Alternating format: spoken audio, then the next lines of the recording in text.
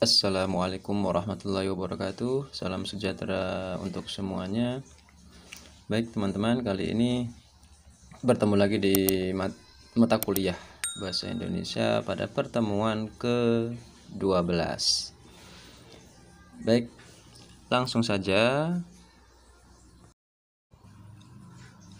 Pada video pembelajaran kali ini kita akan membahas tentang penulisan kutipan. Tujuannya adalah agar kita dapat memahami pertama pengertian kutipan, fungsi kutipan, dan ketiga tujuan pengutipan.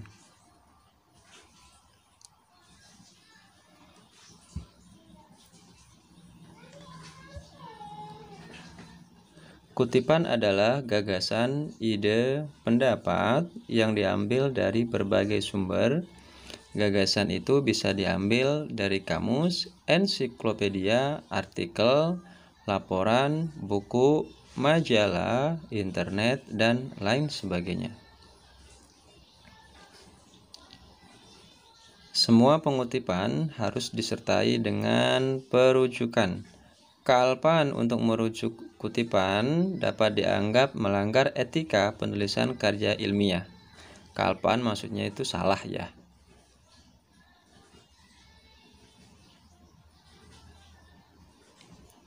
Setiap kutipan harus diberi tanda identitas kutipan dan sumber kutipan. Penandai identitas kutipan ditandai dengan nama penulis serta tahun terbit dan nomor halaman.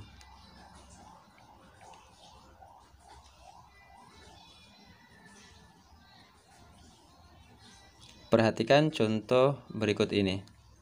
Alimuddin merupakan nama belakang penulis dari sumber yang kita ambil dari kutipan. 2005 merupakan tahun penerbit sumber buku yang kita ambil sebagai kutipan, dan 43 merupakan halaman yang dikutip. Penulisan tahun kutipan dan halaman yang dikutip diletakkan dalam kurung dan dipisahkan dengan tanda baca ×2.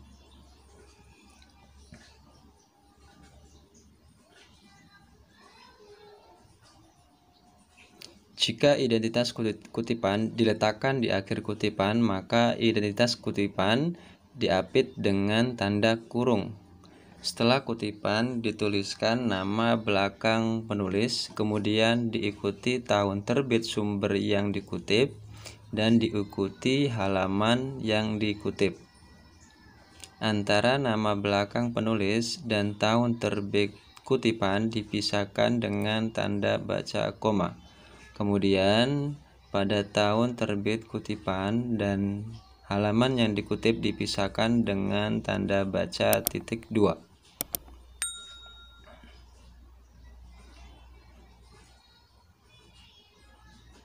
Fungsi utama kutipan dalam karya ilmiah adalah untuk menegaskan isi uraian atau membuktikan kebenaran yang diajukan oleh penulis berdasarkan bukti-bukti yang diperoleh dari literatur, pendapat pakar, bahkan pengalaman empiris.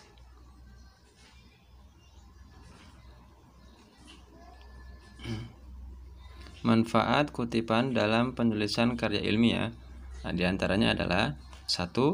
Untuk menunjang fakta, konsep, gagasan, atau untuk memberikan informasi tentang sumber data, gagasan, dan lain-lain yang relevan atau sebagai catatan acuan. 2. Untuk memberikan penjelasan penambahan tentang suatu masalah yang dikemukakan dalam teks atau untuk menjelaskan definisi istilah secara cermat atau sebagai catatan kaki.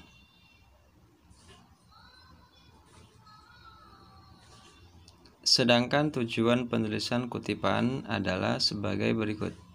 Pertama, sebagai landasan teori untuk tulisan kita. Kedua, sebagai penjelasan. Dan yang ketiga, sebagai penguat pendapat yang kita kemukakan.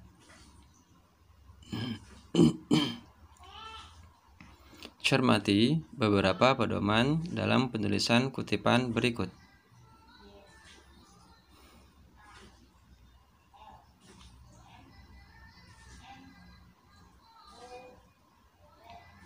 kutipan harus diletakkan di akhir atau di awal kalimat di dalam tanda baca.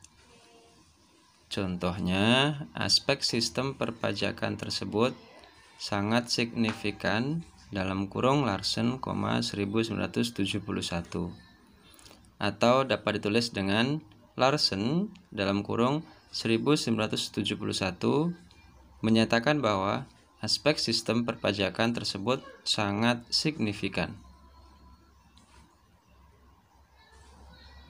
Identitas kutipan dapat ditulis dengan cara dalam kurung Cooper, 1999 atau dalam kurung Cooper, 1999 titik 223 atau Cooper dalam kurung 1999 atau Cooper dalam kurung 1999 titik 223.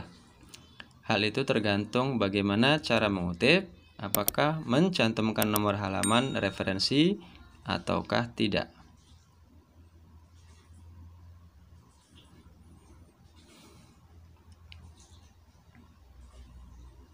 Jika terdapat dua atau lebih penulis, gunakan tanda penghubung dan di dalam kurung. Contohnya, dalam kurung dan P dan stage, 1990 tag 256 atau dan P dan stage dalam kurung 1990 titik 256. Jika terdapat 3 penulis atau lebih, penulisan pertama kali sebutkan semua penulis, kemudian untuk penulisan berikutnya cukup tulisan nama. Pertama diikuti dengan et al titik. Contoh, dan P, stage, dan McTaggart dalam kurung 1990 titik 226 dan P et al titik dalam kurung 1990 titik 226. Jika sebuah publikasi tidak memiliki pengarang, gunakan nama organisasi atau lembaganya sebagai pengarang. Contohnya, Depdikbud dalam kurung 2013 titik 234.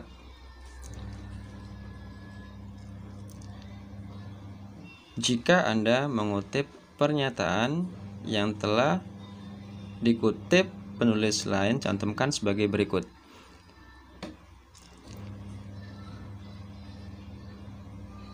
Dalam kurung Karini, dikutip dalam pattern, 1990 titik 226 atau ditulis Karini dalam kurung dalam pattern, 1990 titik 225.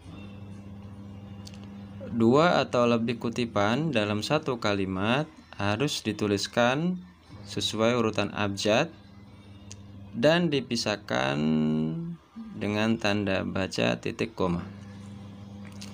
Contohnya, dalam kurung Abrahamsen, 1991 titik koma Daniels, 1990. Peletakan kutipan dapat dilakukan dalam dua cara, yakni pertama, peletakan pada teks atau endnote dan menjadi bagian catatan kaki atau footnote. Kedua, peletakan pada catatan akhir atau endnote yang kemudian menjadi bagian susunan daftar rujukan berupa daftar pustaka atau bibliografi.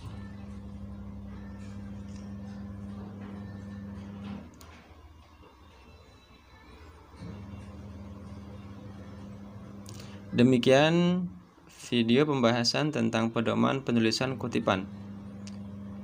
Sampai jumpa lagi dalam video pembelajaran berikutnya, teman-teman, dan semoga bermanfaat yang sangat. singkat ini dan menjadi pemahaman yang sangat luar biasa untuk semuanya. Tetap semangat dan tetap happy untuk selalu belajar secara baik dan santai, karena perkuliahan tinggal menghitung beberapa minggu lagi. Tetap semangat, jangan lupa tugas, dan jangan lupa tetap dukung channel pembelajaran saya. Semoga memberikan manfaat bagi yang lain juga. Kita amalkan jariah untuk semuanya. Terima kasih yang sudah subscribe. Terima kasih yang sudah menonton dengan baik dan penuh dengan hikmat. Mudah-mudahan ilmunya bermanfaat menyampai pada kalian semuanya. Amin amin ya rabbal alamin. Cukup sampai di sini. Sampai bertemu di minggu depan. Wassalamualaikum warahmatullahi wabarakatuh.